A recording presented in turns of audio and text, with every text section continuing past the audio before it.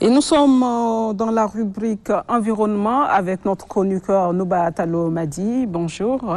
Bonjour Madi, bonjour Nassaradine. Bonjour. Ça va? Très bien. Et l'environnement? L'environnement, ça va. Tu vois que tout est vert? Tu penses que c'est vert quand même? Autour de nous? Tout est presque vert. Presque vert. Oui. Ici, alors, dans la salle. Aujourd'hui, on va parler des déchets électroniques. Oui. Qu'appelle-t-on déchets électroniques? Alors, d'une manière générale, tout ce qui est appareil utilisé par des piles, des batteries, constitue déjà ce qu'on appelle les appareils électroniques. Là, ils sont encore en service. Lorsqu'ils sont encore utiles, on parle plutôt des appareils de fonctionnement. Mais lorsqu'ils arrivent à la fin de leur vie, ils sont devenus des déchets. Donc, on les appelle des déchets électroniques. Donc, comme les caméras, les tables, tout ce qui est électronique. Surtout des tables électroniques. D'accord. On va regarder le reportage et on revient sur ce plateau. Les déchets électroniques exportés finissent trop souvent dans des dépotoirs à l'autre bout du monde. Des filières clandestines transportent les appareils en fin de vie jusqu'en Inde, en Chine ou encore en Afrique. Stockés pendant des mois ou des années, les vieilles machines dégagent des substances toxiques qui polluent les sols, les rivières, entraînant de graves conséquences pour la santé et l'environnement. Par exemple, au Ghana, sur le site de traitement des déchets électroniques d'Agbolochi, dans la banlieue d'Accra, la capitale, 40 000 personnes brûlent les composants des vieux appareils électroniques pour récupérer du cuivre. Ces travailleurs et leurs familles sont donc quotidiennement exposés à des substances toxiques comme le plomb ou le mercure, connus pour affecter les systèmes nerveux. Les défis principaux concernant les effets ravageurs des appareils électroniques et du changement climatique se retrouvent dans la déforestation, des atteintes à la biodiversité et des pollutions diverses. Tout cela prenne aussi leur source dans les déchets électroniques. En Afrique, les déchets électroniques frappent de plein fouet les pêcheurs, les transformatrices de certains produits alimentaires, les éleveurs sahéliens, les habitants des villages côtiers, les agriculteurs et les familles les plus modestes. Comment vivre, apprendre et s'épanouir dans une économie de prélèvement qui court à sa perte et des conditions environnementales qui se dégradent sans cesse? Comment croire à de meilleurs lendemains lorsqu'il est question chaque jour de colmater les brèches, de se débarrasser pour faire plus d'un repas par jour et de s'assurer que les enfants survivent à un milieu immédiat de plus en plus dégradé? Face à cette situation, les recherches scientifiques nous permettent de mieux mesurer les risques et de souligner l'urgence des décisions et d'actions fortes pour assurer un avenir surmontant les périls face aux déchets électroniques. C'est clair, hein, Madi? Ouais. Il y a tout dans ce reportage. On voit nos téléphones. Le téléphone, on ne pense pas que voilà, c'est plus compliqué, il y a des conséquences. Les conséquences sanitaires, Nouba Doumbay. Voilà, d'une manière générale, lorsqu'on essaye de voir les déchets électroniques, tout ce qu'on peut retenir de ces déchets électroniques, vous allez trouver le mercure, vous allez trouver le plomb, là, c'est des produits toxiques. Alors, généralement, les femmes qui travaillent dans ce milieu, si c'est des femmes enceintes, les enfants qui vont naître demain, la majorité, c'est des enfants morts-nés, ou soit des enfants prématurés, ou c'est des enfants qui sont nés avec des très faibles poids. D'autres aussi ont des problèmes de taille, ont des problèmes aussi d'intelligence. Donc, généralement, ces produits affectent la mère qui porte le bébé. Alors, dans certains pays, quand vous regardez, les femmes sont obligées d'aller là pour chercher le cuivre, qui est vraiment cher et que les gens achètent à tout bout de prix, afin de subvenir à leurs besoins. Alors, nous pensons que les déchets électroniques qui quittent l'Europe pour l'Afrique, nous pensons que c'est une source de développement ou soit de l'économie, mais c'est une source de pauvreté.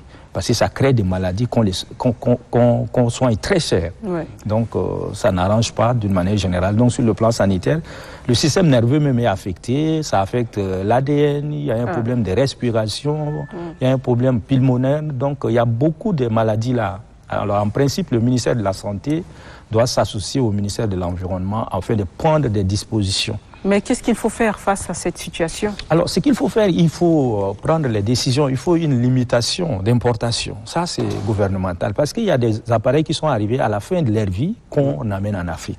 Donc, l'Afrique devient dépotoir. Et les dispositions en Afrique ne sont pas prises pour canaliser ces appareils qui sont déjà arrivés à la vie, à la fin de leur vie et qui sont arrivés chez nous. Aujourd'hui, vous vous promenez dans la ville, vous trouvez les appareils qui sont jetés partout. Ça pollue d'abord l'environnement, l'oxygène que nous aspirons, que nous respirons d'une manière générale, qui nous permet de vivre, est déjà pollué. Donc chacun vit avec une maladie. Si vous prenez par exemple la route de Lamadji ce matin, ou vers les 14 h vous partez vers Toukra, on doit se poser des questions. Qu'est-ce qui est à l'origine de la mort? Parce que c'est des personnes qu'on va s'aimer comme si c'est des mille ans. Je ne sais pas si les gens ont fait ces constats. Alors, dans des pays en voie de développement, les gens essayent de faire des recherches approfondies pour comprendre. Nous pensons que l'environnement est bon, mais l'environnement est pollué et nous observons des choses qui nous donnent des maladies qu'on n'arrive pas vraiment à traiter. Face à cette situation, l'État doit prendre ses responsabilités de limiter l'exportation de ces produits qui sont déjà arrivés à la fin de leur vie. Et les commerçants aussi doivent avoir une réglementation des transports. Par exemple, vous partez au Sénégal, il y a une limitation des véhicules qui viennent au Sénégal. Il faut au moins 3 ans de vie. On emmène au Sénégal, mais c'est au-delà de 5 ans on interdit ces véhicules à venir au Sénégal. Il y a d'autres pays aussi qui les font comme ça. Mais au Tchad, j'avoue que je n'ai pas eu une grande idée sur ces choses-là, mais on emmène tout. Même nos voisins nous envoient des papiers imprimés où il y a l'encre dedans. Vraiment? Et nous acceptons pour emballer les nourritures. Or, les mercures sont dans l'encre, donc ça crée des maladies. Donc face à ça, il faut prendre des batteries, des dispositions réglementaires afin d'interdire certains appareils qui sont arrivés à la fin de leur vie. C'est touchant, hein, parce que là, si on parle des appareils de seconde main, par exemple, les ordinateurs, les téléphones. Non, c'est de bonne qualité, il faut aller payer, je paye moins cher. Après, on nous envoie ça, on nous envoie des virus. Non seulement ça, Nasradine, il faut dire que c'est une source de pauvreté. Parce que jusqu'à aujourd'hui, le commerce au Tchad devient archaïque, est resté toujours archaïque. Il faut le dire même sauvage, parce que c'est difficile que tu payes un objet et tu aies la facture avec garantie. Donc c'est une source de pauvreté. Moi, je veux avoir un ordinateur. On me dit c'est moins cher, je paye, mais peut-être 6 mois, je ne peux pas utiliser. Je vais repartir payer encore un autre ordinateur. Ça fait déjà une dépense. Or, dans d'autres pays, quand tu payes un ordinateur ou clavier ou une souris, il y a une garantie. On te dit 1 an. Si ça ne marche pas, tu reviens, on te donne. Donc, c'est aussi un système économique qu'il faut combattre, un système de pauvreté, j'allais dire. Donc, le ministère du Commerce aussi doit intervenir pour permettre à la population qui n'a pas de moyens, mais qui veut s'approprier de certains appareils, là, de payer dignement certains appareils. Parce que c'est emballé, et avec le commerçant, tu payes, tu fais demi-tour, tu reviens, tu dis que ça ne fonctionne pas. Il dit non, je ne prends plus. Or, c'est une perte. Donc, ce n'est pas une opportunité pour l'Afrique. Merci, merci Nouba, mais c'est important. Oui, c'est des bonnes informations qu'on reçoit et puis je pense qu'il y a du travail à faire. C'est un secteur qu'il faut prendre au sérieux. La gestion de ces déchets électroniques-là. Mais sur le plan environnemental, il y a un problème sérieux. Il y a une atteinte à la biodiversité. Nos animaux disparaissent parce que n'acceptent pas de vivre dans ces conditions-là. Ces animaux disparaissent. Et puis, on a aussi des arbres qui ne supportent pas la pollution. Donc, vous partez dans des zones où on exploite beaucoup les produits comme le mercure, le plomb, les carités, les quoi ne donnent plus.